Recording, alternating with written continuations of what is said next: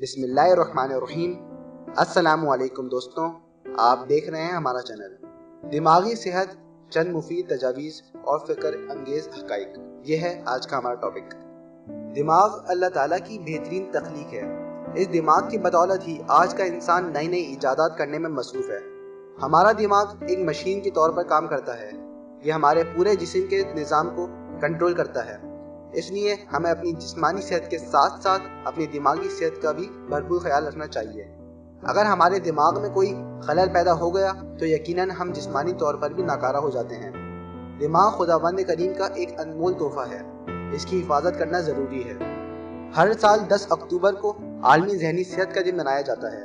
اس دن کو منانے کا آغاز 1992 سے کیا گیا، جس کا مقصد یہ تھا کہ دنیا بھر کے لوگوں میں ذہنی صحت کی اہمیت کو اجاگر کیا جائے اور ذہنی مرض میں مبتلا افراد سے بہتر رویہ رکھا جائے۔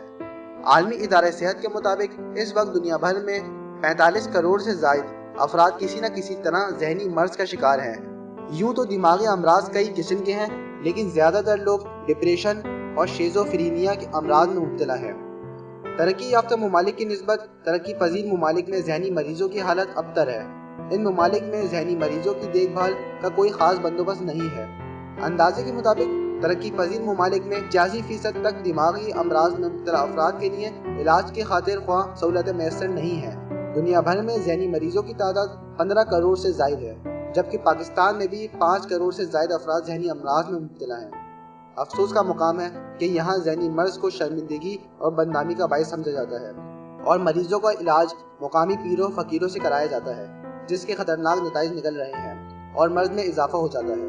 ذہنی مریض بنانے میں سگریٹ نوشی، شراب نوشی، نشہ آور اشیاء کا استعمال صرف ہماری جسمانی صحت کا دشمن ہے، بلکہ یہ ہماری دماغی صحت کے لیے بھی انتہائی نقصان دہ ہے۔ اس کے علاوہ تنہائی بھی ذہنی صحت پر اثر انداز ہوتی ہے۔ اکیلا شخص مختلف سوچوں میں گم رہتا ہے، جس سے وہ ڈپریشن میں چلا جاتا ہے۔ اپنے آپ کو مصروف رکھیں تاکہ آپ ایک صحت مند زندگی گزار سکیں۔ دماغ کو جتنا استعمال کیا جاتا ہے، اس کی کارکردگی میں اتنا ہی اضافہ ہوتا چلا جاتا ہے۔ چاہے آپ پر بڑھاپا طاری ہو جائے، آپ اپنے دماغ کا استعمال ضرور کریں۔ اس سے آپ الزائمر جیسی بیماری سے محفوظ رہ سکتے ہیں۔ ذہنی امراض سے بچاؤ کی چند تجاویز پیش خدمت ہیں۔ یاد رکھیں کہ ذہنی امراض کا علاج کرنے کے لیے 2 طرح کے ماہر نفسیات ہوتے ہیں۔ ایک کو ہم سائیکولوجسٹ کہتے ہیں، جو مریض کی ہسٹری لینے کے بعد چند مفید تجاویز دیتا ہے، جبکہ دوسرا ماہر سائیکیٹرسٹ کہلاتا ہے، جو مرض کی شدت کو مد نظر رکھتے ہوئے ادویات کا استعمال کرواتا ہے تاکہ اس مرض سے نجات حاصل ہو سکے۔ اگر جسمانی عوارض اس کی وجہ ہو تو پہلے کسی معالج سے مشورہ اور علاج کروانا ضروری ہوتا ہے۔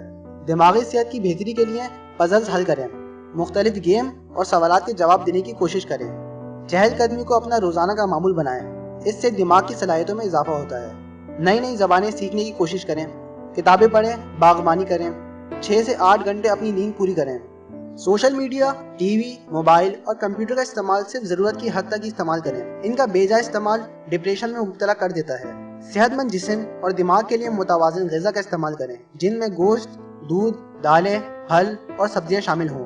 چھٹی والے دن اپنی فیملی کے ساتھ کسی پرفضا مقام اور پارک کا رخ کریں۔ اگر آپ یہ ویڈیو فیس بک پر دیکھ رہے ہیں تو اوپر دیے گئے لائک کے بٹن کو دبا کر ہمارا پیج لائک کیجیے، اور اگر آپ یہ ویڈیو یوٹیوب پر دیکھ رہے ہیں تو ہمارا چینل سبسکرائب کریں تاکہ ہماری تمام نئی آنے والی ویڈیوز آپ بآسانی دیکھ سکیں۔ شکریہ۔